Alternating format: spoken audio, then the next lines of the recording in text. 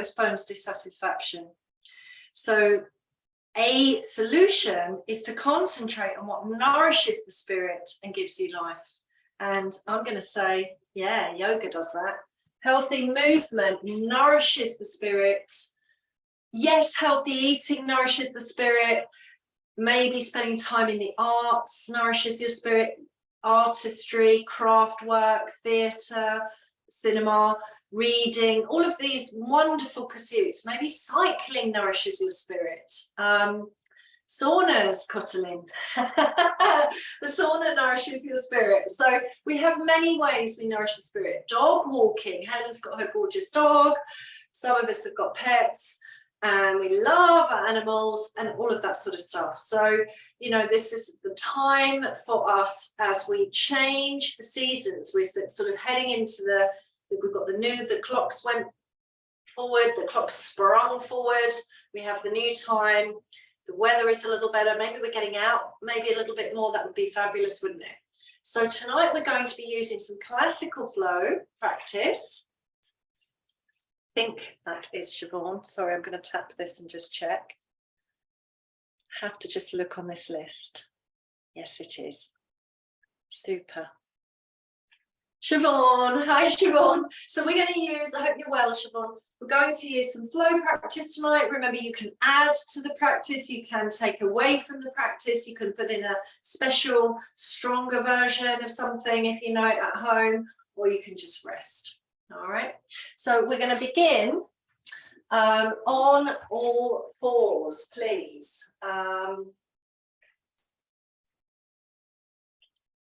Oh, I was going to say also, please, could you bring a yoga belt to your mat? Let's have a yoga belt near us. It doesn't have to be a yoga belt; it could be any belt or a tie. And if you don't have one, don't worry. It's not essential. It's just might be helpful for one or two of the poses.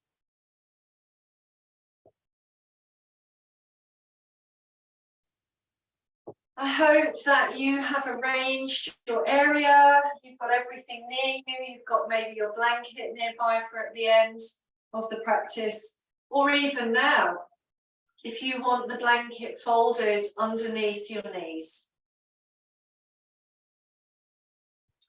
So, as you adopt your classical all fours position, think about kind compassion in those palms.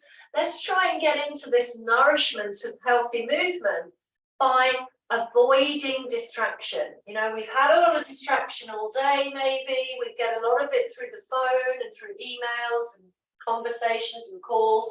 Let's try and be really steadfast. So take the palms and spread your fingers and thumbs, each palm.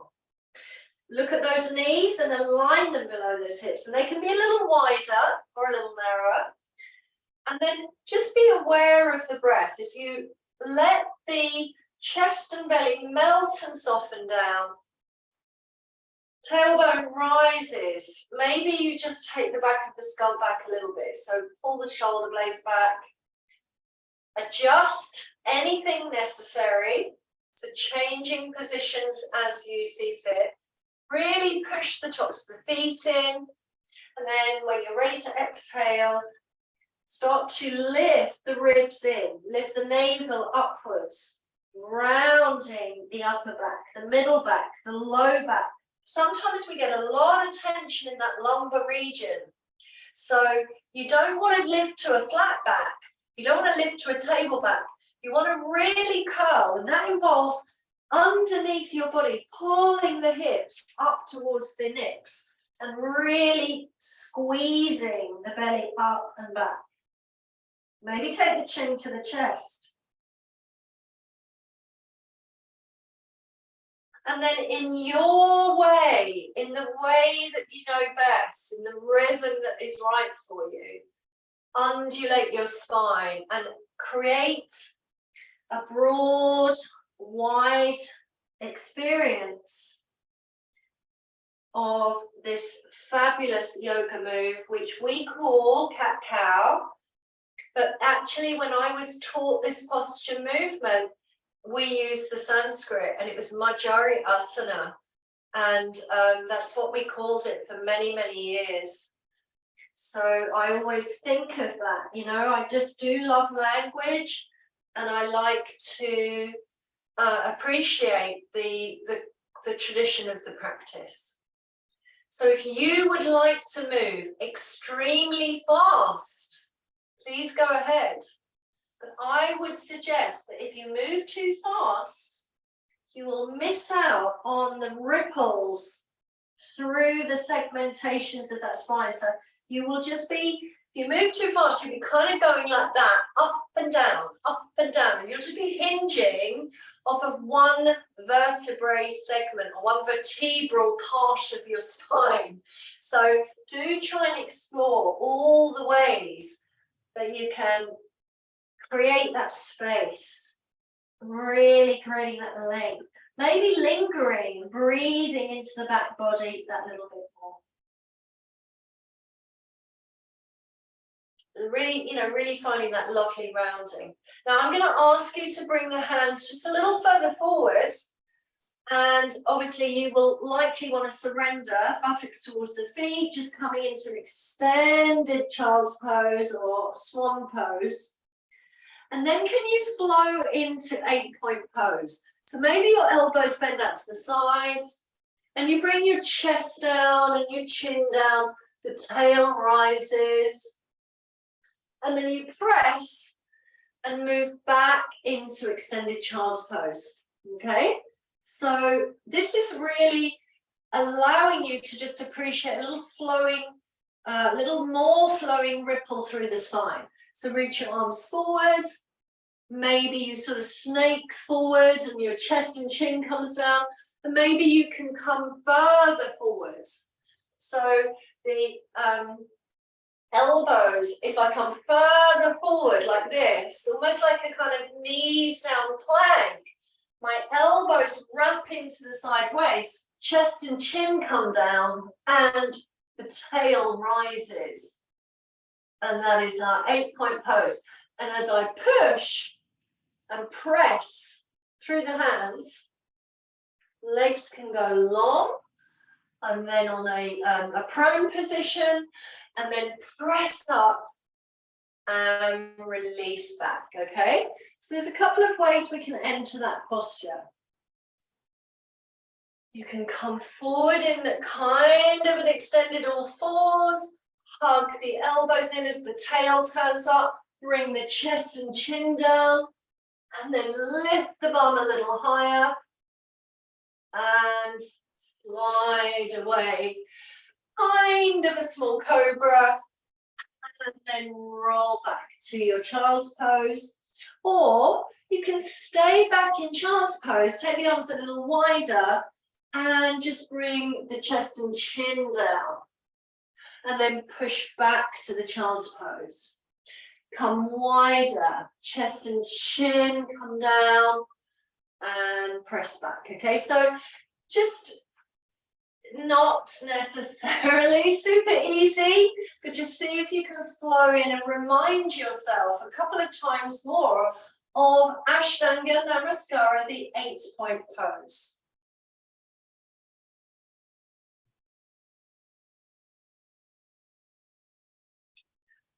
And then pull the chest forward and bring your arms out to the side with those cupped fingers.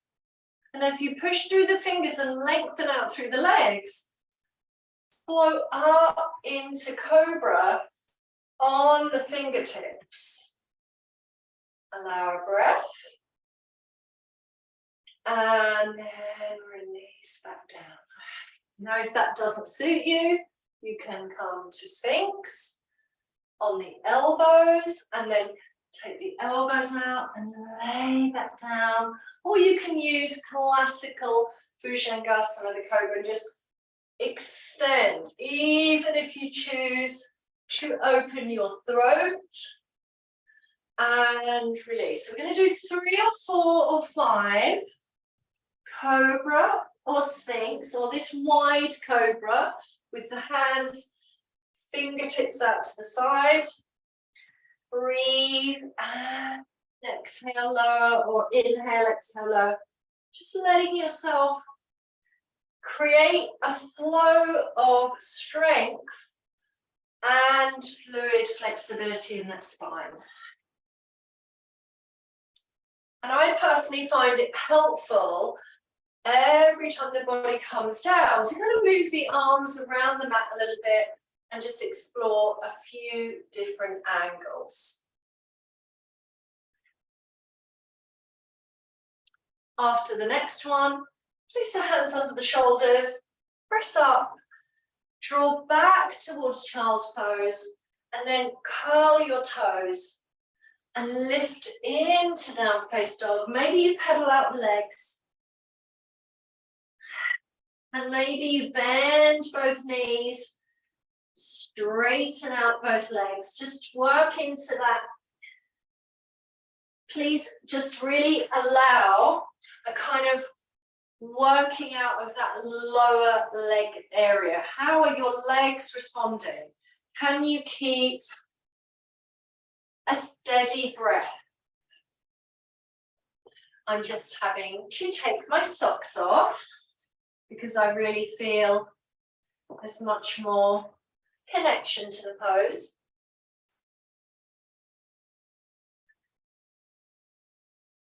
And this next posture can also be used on all fours, and you can even use the pose with your elbows down on all fours, okay? So it can be much more grounded, or you can classically draw up into your down dog. So we're going to curl the right leg hip up and out, finding a hip opening position. Once you're there, whether it's the cat pose or the dog pose, can you stir the right hip? So can you create a circle through the right hip? Just see how you go. How easy is it to concentrate on turning quite a large circle in that hip, perhaps? See how that feels. Step your right foot forward and draw the left heel in and down, and maybe hop a bit so that you are in a really good, broad, stable position. And I'm going to reach the arms back. That right knee is either quite firm, so either a firm leg or the right knee above the ankle. I'm just really coming up and adjusting my own self, and I'm hoping this is being easily captured in the recording.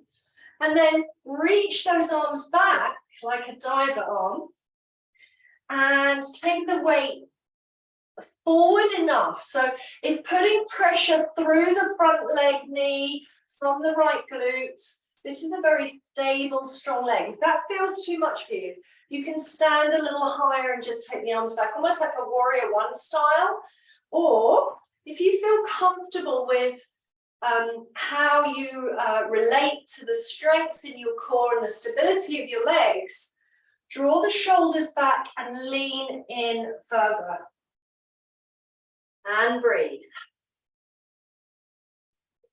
We pull the chest forward. And then reach the fingertips around to frame the front of that foot. And just as you rock forward into that front leg, let the left leg come up. So you're just in a starting position of a sort of balancing pose. Strong right leg. Maybe that left leg has to come down. And then you sail the leg up again. You can bend both legs. Take an exhale.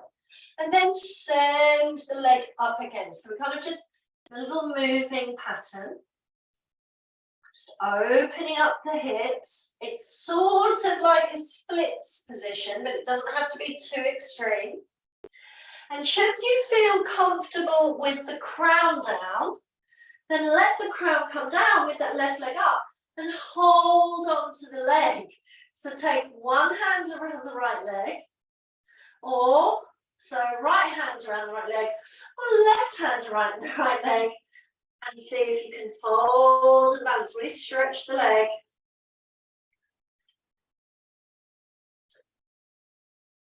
And bring that left leg back again. Back into that high type lunge position. And rise up. Now once again, we're going to bend into the right knee if that is appropriate. Now we will go for classical warrior one. Bring the arms overhead, deep inhale. On the exhale, take the arms out like a T shape. And then release them behind again. But this time, lace them together. I'm going to straighten my right leg now. But you can choose to remain in the lunge split stance. And folding into Paschimottanasana, the pyramid, or the lunge stance. Crown down and the arms move overhead. Exhale. Inhale. And then as you release the hands, step back, pivot through the toe knuckles. Come into plank. Mindfully steady. And lower your body.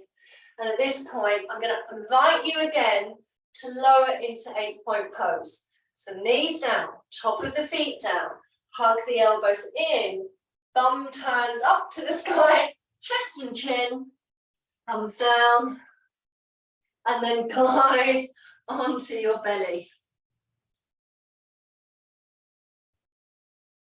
And then bring your elbows under the shoulders. Take a moment to revisit Sphinx if you used Sphinx before. And then we're going to just roll the hips. So roll onto your right hip and then turn. You'll have to probably do what I'm doing, which is like angle your right lower arm differently so that you don't push the right shoulder into your ear. So pull the right shoulder away. Can you stack your feet and stack your legs? So you're now on your side body.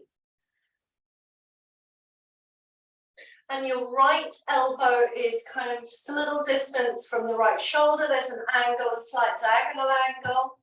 And then reach the left arm up and overhead. And stay here, or split the legs. Take the left leg forward. No, sorry, I didn't mean split the legs. I meant bend the knees. The legs are together in a stack, or bend the knees. And lift your hips. So you're just coming up into a side forearm plank. And it's quite difficult to see that, especially because I have discovered only at this moment I'm wearing the same colour top as this mat, which is hilarious, isn't it? So side forearm plank is the posture we are practicing at this moment, and we can tuck those knees, bring that elbow back down. You can make a little fist or flatten that hand, then lift your hips. Try and come into a really firm straight line.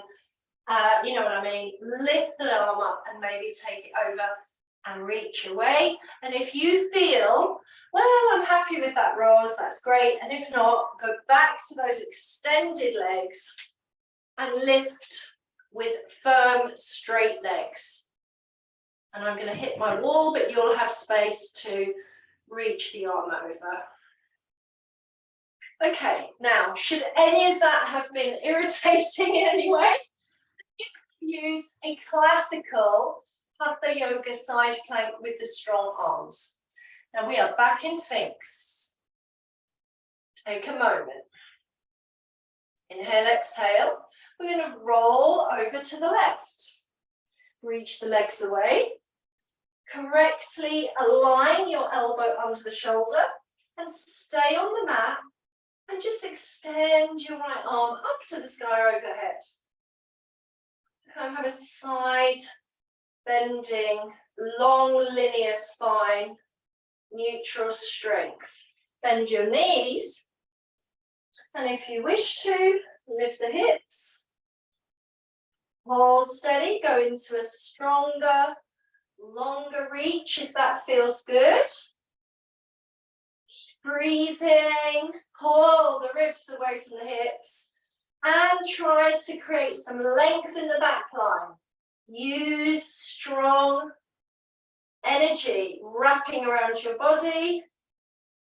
Just going to say that if you wanted to change that, of course you could. You could put your left arm hand down. I'm just doing this a bit awkwardly, but coming into maybe a long arm side plank or your version. If you were back on the elbow, release to the front body, hands under the shoulders, and rise up, child's pose, and down face dog. Pedal it out or stay in that child's pose, and let's go for the second side. So curl, left hip up and out. Really pause and breathe, avoid distraction. How is it when you circle mindfully your left hip?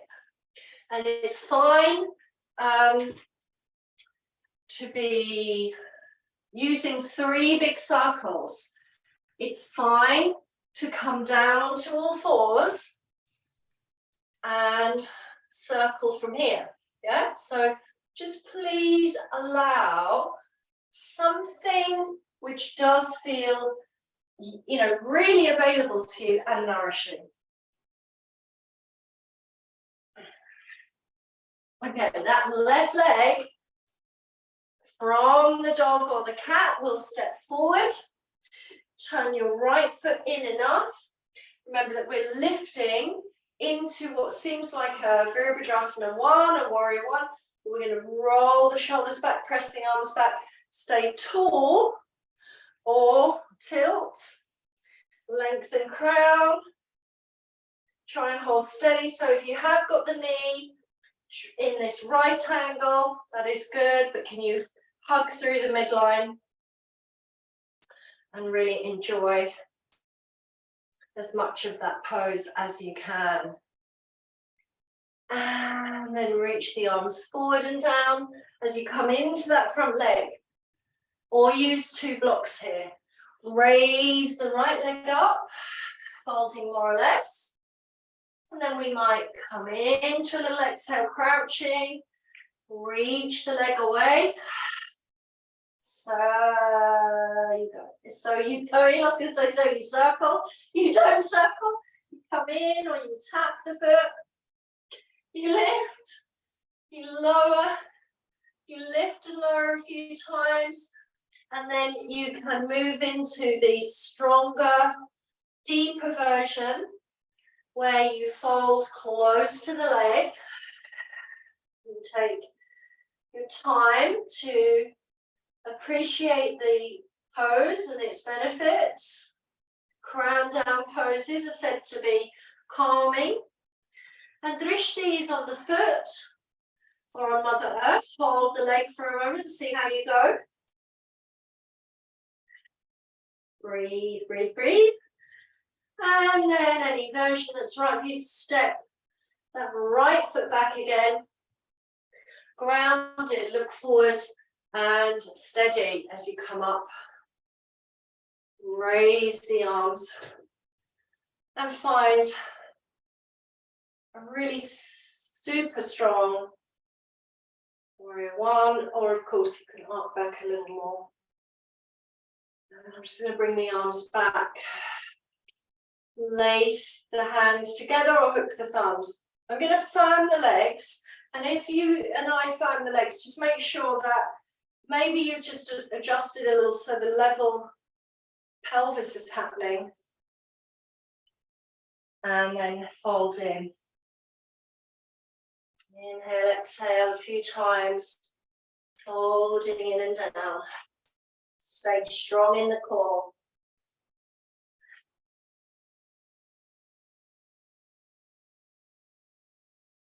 And of course, one or both of those legs can be straight. Take the hands down and step back.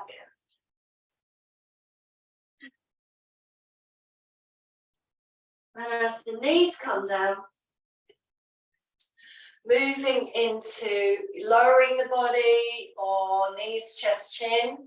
A little easier to move into Ashtanga Namaskar from the plank.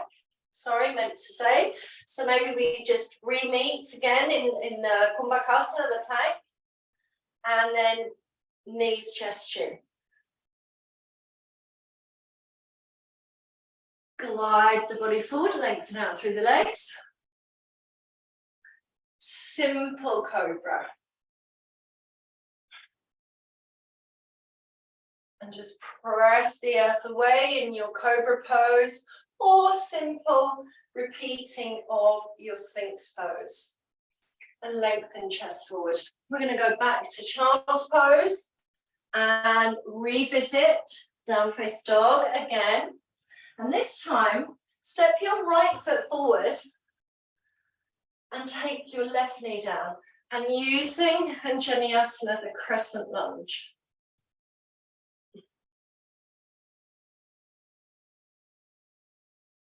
Remember to breathe as you open up that chest.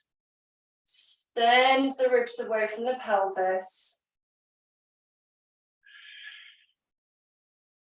As you take the fingertips down and frame the foot, lift the back leg and hop into your pyramid again. And we'll rotate. So the left finger, thumb or hand comes down or remains down on the earth. Soften the knee, bend into that right thigh. And as you extend the right arm, see if you can find that full spreading of the arms and your rotation. And then fold and let go. Stepping back. Cat pose, child's pose, or pedaling dog. Left leg forward, right knee down. Let yourself breathe. Releasing the arms up for Anjaneyasana, the crescent lunge. Look up or forward, and a couple of breaths here. Really breathe into fullness of focused breath cycles. And then reach the arms down. Curl, high lunge. Hop in to find your pyramid pose. Soften the front knee. Rotate the body. Keep that length from the sternum. Once you're in this position, float the left arm up. I usually use a brick or block for this one. But you know what? You can come up and sort of, here's my wall. You could spread out from your sofa, your table, your chair, your work surface. You know, this pose does not have to be fully folded if you're not receiving the benefit of this thoracic rotation. Okay, step forward from this one, or step your feet shoulder wide, ragdoll over those legs. Shake out the head. And then unravel. Roll up to stand. And here is where I'm going to invite the belt. And if you don't have the belt, I get it, it's fine, okay? You can do this pose without a belt. But there's something that can happen with this belt that is quite lovely. So belt is maybe narrow or shoulder wide or wider. Sometimes I feel with yoga belt, there's just a little bit more stability, a little bit more focus actually. So pull your belt apart if you have it. Spread out through even toes and a lovely centered mountain. And then as you come into your side bending, keep pulling that belt apart. So you get this very, I think you get a bigger intensive sensation on that side bend. And pull back. So as you pull back, there is an invitation to really appreciate the wraparound of the core centered muscles, the transverse abdominis, the way that the rectus spinae muscles are protected, just a general wrapping feeling. Yeah. And what's interesting about this slow motion to the Akadadasana is how sometimes you'll discover you've actually almost sat down, or you've bent a knee, or you've swayed your hips over. So just be aware of all of those little things that can compensate, and instead lift up really super tall, even maybe create, you know, Urdhva, hands over head pose, back bending. Level off your spine to neutral, level off that pelvis. And can you be more pure about this ability to side bend and really pull those arms apart? And know that I'm not tucking my chin, I'm not looking at the earth. So, you know, the whole thing is it's really an awareness practice as well. If you want your belt to be a lot narrower, that is fine. So you're kind of mirroring, you know, to the Akadadasana with the laced hands, that is fine. You can use the laced hand position. But if I go narrower on my belt, my range can be smaller. That's fine as well. I think sometimes if you pull too far, that's when you start to tip forward. All right, so just see how you go. And then what I'm going to ask you to do is, with the belt possibly in a double or a quarter fold, it depends how long your belt is. If you have a yoga strap or belt, you're going to take it behind the occiput ridge. So it slides from the crown down the back of the skull and just nuzzles and nestles in there. Yeah, you can see I've got this lovely cactus arm position. And then I'm going to ask you to be available to standing backbend. So just use the belt. So I'm not really moving my head first. That is a temptation. What I'm trying to do is lift the chest and then follow through and have support. And with that support, I will bring myself back. Yeah. I'm super tempted to try and do that pose while also looking at the camera and imagining you all trying this at home. But I do want you to pause and see if that feels fascinatingly interesting to your yoga body, to use your belt, or it could be the sleeve of a jersey or a scarf. And maybe stand with the feet shoulder wide or hip wide. And as you lift the chest up first, I think how we use camel Urdhvasana creates space in the body. Remember, we're not just looking at the ceiling. Don't try to do that pose just from the head and neck. Support your body and then flow into the back bend. And then pull back seamlessly.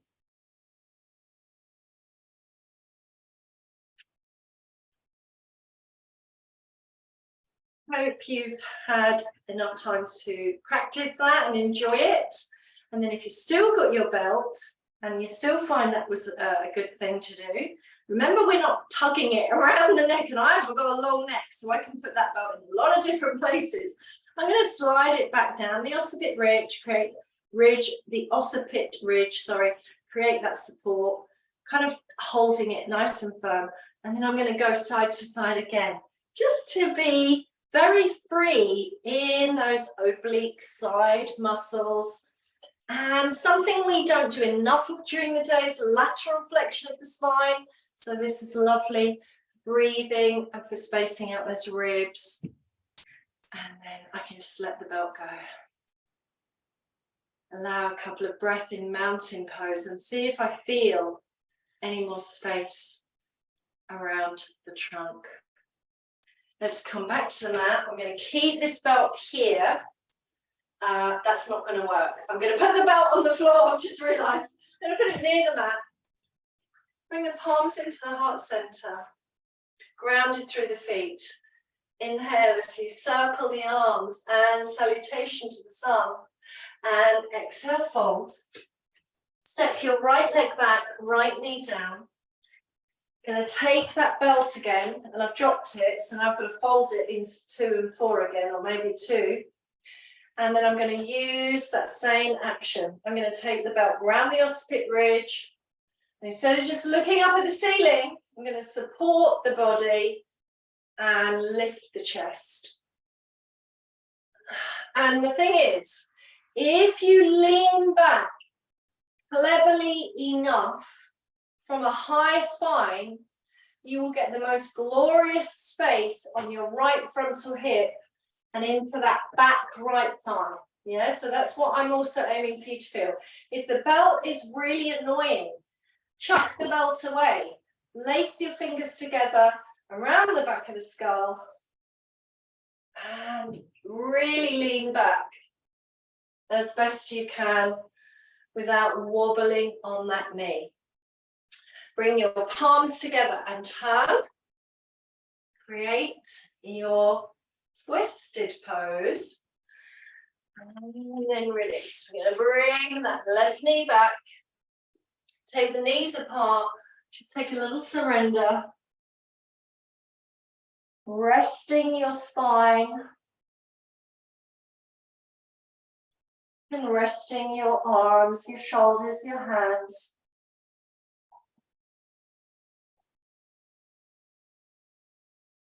And then release up. Just step your right foot forward, please. Take the belt again if you like the belt. Bring the belt up overhead if you want to use the belt in a crescent lunge, or lace the fingers behind the skull. And instead of necessarily bringing the body right down here like a yin dragon pose, stay high in the spine, arc back, and try and create this crescent moon from the shoulder to the frontal hip to the back toes. It's almost like a one-sided camel. And then release when you're ready, maybe hold steady or repeat.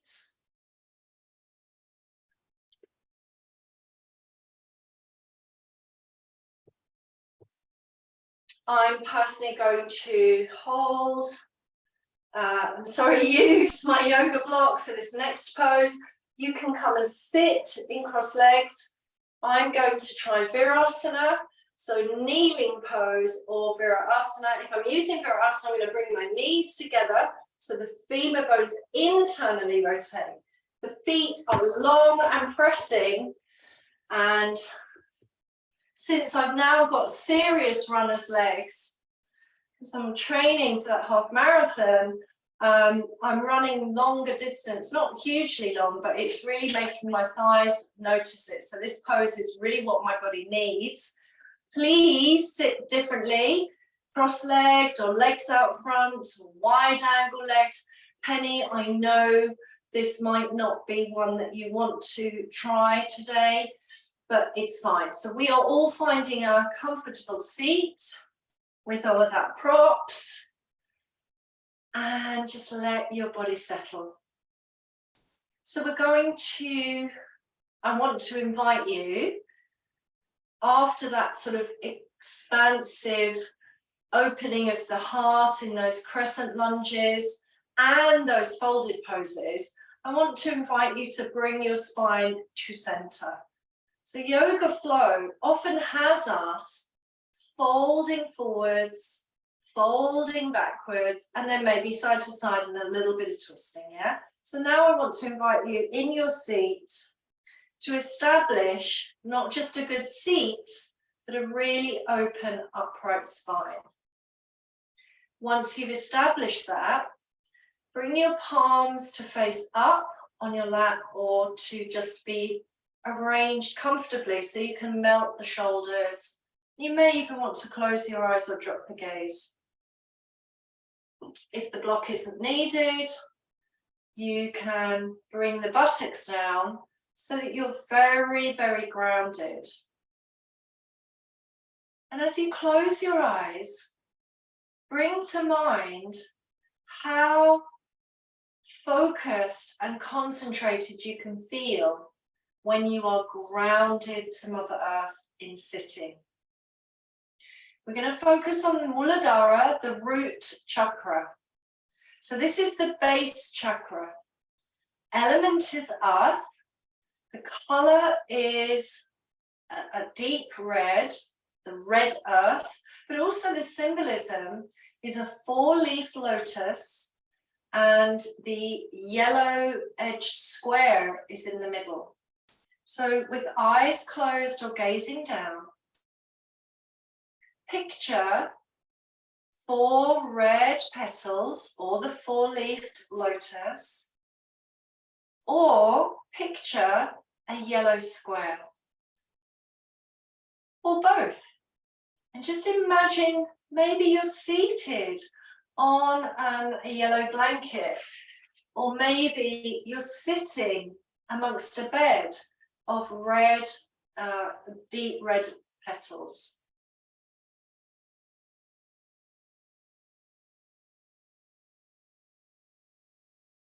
Since the yellow square represents the symbol of the earth in the root energy zone, let's use the square breathing, the Samavriti pranayama. So as you inhale, count 1, 2, 3, 4, and trace in your mind the 4 sides of the square. And then pause, exhale, 4, 3, 2, 1, retracing the 4 sides of the yellow square.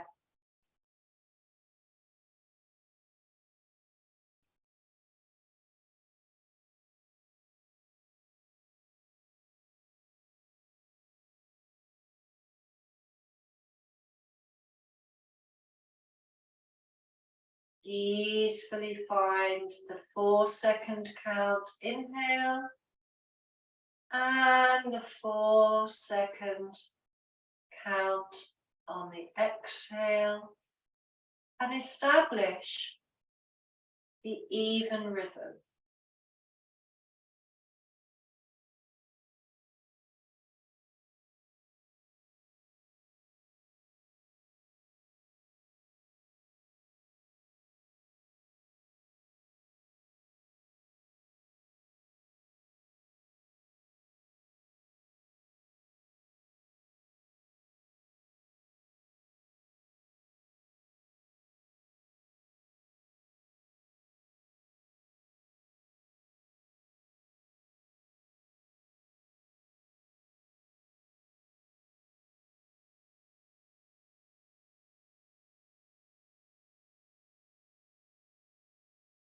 How quickly does your mind run away with you?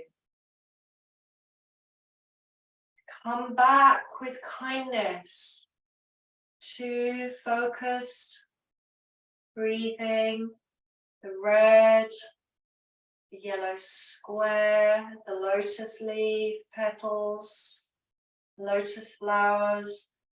Just what can be the anchor for your mind?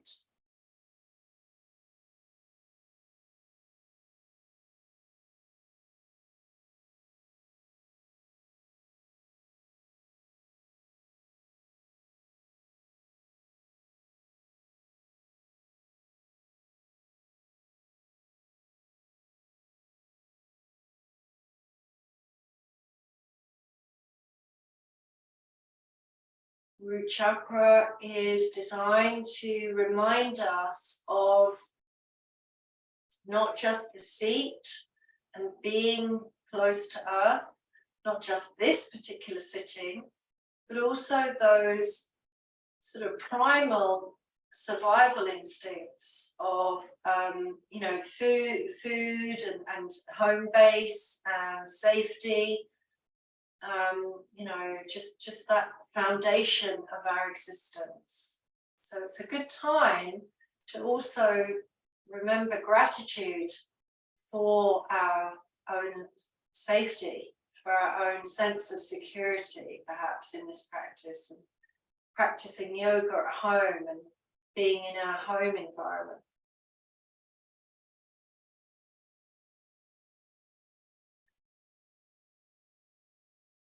Allowing maybe one more round of breath there in the even rhythm, or your 4 count in and your 4 count out. And then when you open your eyes, take the palms to the heart, give a little bow to the heart center. And we'll go into easy twist. So rotate left, look over your left shoulder. Try and remain upright. So when you're sitting, whatever the way your legs are arranged, try not to lean back or distort the rotation. So observing good postural alignment as you find your twist to the other side.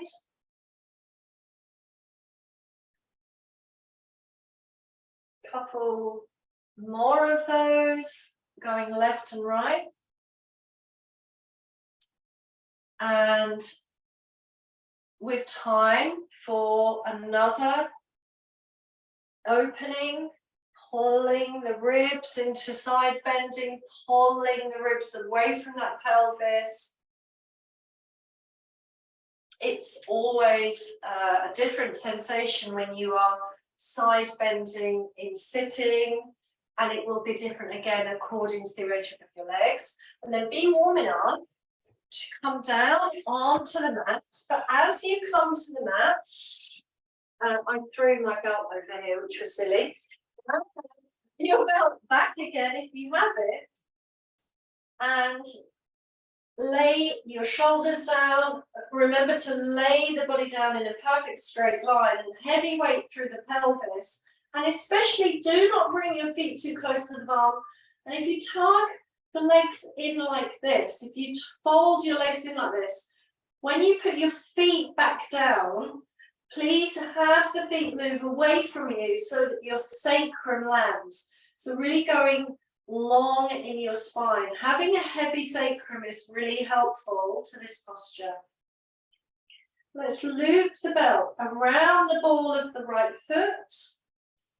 Take long tails on the belt. And then let the leg come hopefully to 90 degrees. But if it is a different angle, that's okay. It really is. So Siobhan, if your leg is tired and it really doesn't want to come up like this, then please have a different angle and just enjoy those sensations. Try not to grip in the mouth or the eyes or the jaws. And if you need to bend the knee and lengthen, just find a lovely route to this pose. I quite like lifting the body and reaching one arm up around both tails of the belt and having my other arm just resting down. Because in classical yoga, your peace fingers, as you know, wrap around the big toe. So this is why it's nice to train yourself to get near to the foot with the belt. After no more than 1 minute on that side, let's go to the second side. Take the belt around the left leg, foot. Remember, your angle doesn't have to be the same as mine. And maybe you bend and lengthen, or you curl and you just bring your hand towards the foot. But remember, you're not pulling the bum away and pushing up. You want to be long through the spine. Perhaps close your eyes. Where do you feel satisfied in this pose? Grounded, rooted, calm, and satisfied. All of those ideas help us to feel nurtured and nourished. And maybe that's 1 more minute, and then just release. And of course, you can use a floor twist or just immediately lay your legs down into Shavasana Please adopt a comfortable closing pose. And get cozy under your blankets if appropriate to you.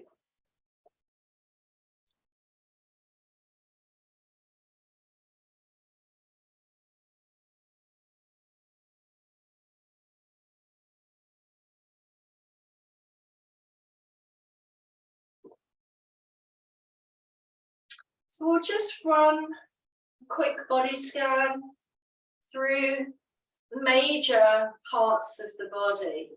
So note your head and relax the whole of the skull, back of the skull, heavy. And then note the position and the heavy weight of your shoulder blades. Broad, steady, wide, grounded. And release your shoulder blades. Be aware of the spine lengthening and widening. And then note your pelvis, the weight of the buttocks left and right.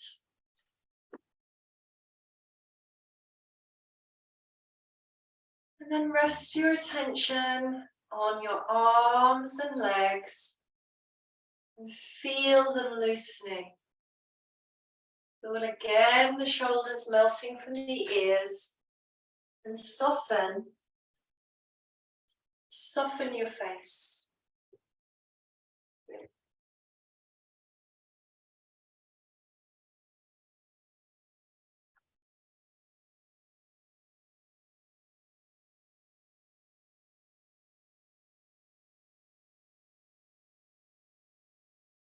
Under your blanket, you may wish to place one palm or even two palms onto the belly. It's common for me to mention the strength of your core, or at least to have that awareness of the postural support of those wraparound muscles from time to time. Now I would like you to soften the belly and relax there. If you've chosen to place one or two palms onto the belly zone, first sense the warmth. When we place a hand onto an elbow or onto a knee or onto the chest, the mind tends to follow that energetic center, that feeling of touch. So it's a really great way of avoiding distraction and focusing in. So let's imagine now a color golden, orangey yellow, flowing from the pelvic floor, the sacral chakra, and into the navel area, Manipura. So we had red at the base, the root chakra, the red petaled lotus, and then we're moving through to the orange of the sacral and into the yellowy, golden yellow of the navel area. You can blend all those colors together or just focus on one and feel that beautiful sense of good, nourishing energy underneath your palm. Belly breathing will allow you to guide the breath to the belly. And as you inhale and inflate, feel the inflation move to the chest and the side ribs. Take a pause and then release inwards and downwards. And even if you do this for 3 breath cycles, it can help you to de-stress at deeper levels. So even if you are lying in Shavasana now and you don't feel stressed and you think it's unnecessary, on a physiological level, this deeper breathing, especially with the hands on, can evoke the parasympathetic nervous system. Infuse your body with nourishing, nurturing, soothing feelings and sensations. It's what you deserve.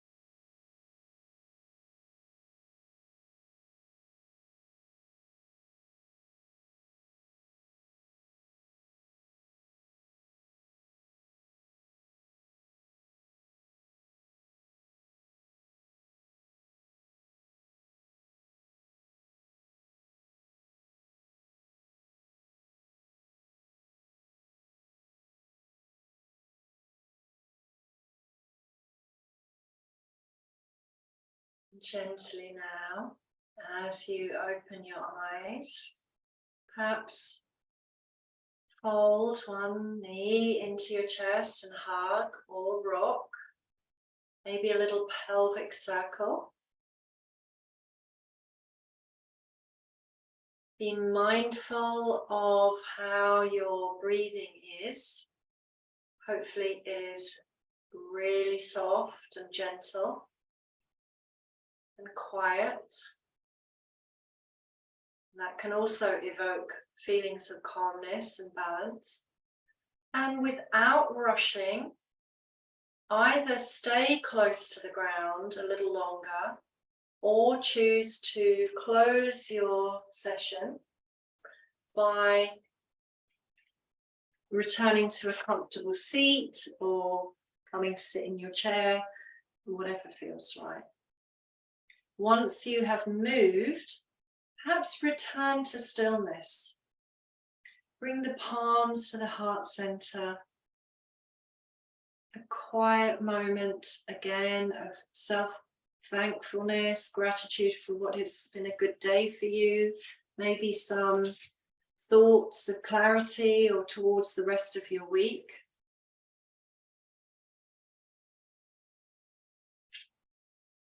I want to thank you again for sharing this practice, joining in with wholehearted gusto and dedication. And I'm not here next week. I have a lot to do. And I discovered and remembered that Easter is the 10th. So I'm away from Zoom for 2 weeks. But I will see you on the return, and the booking system will be updated. It's not yet. It finishes at the end of this week, but that will be.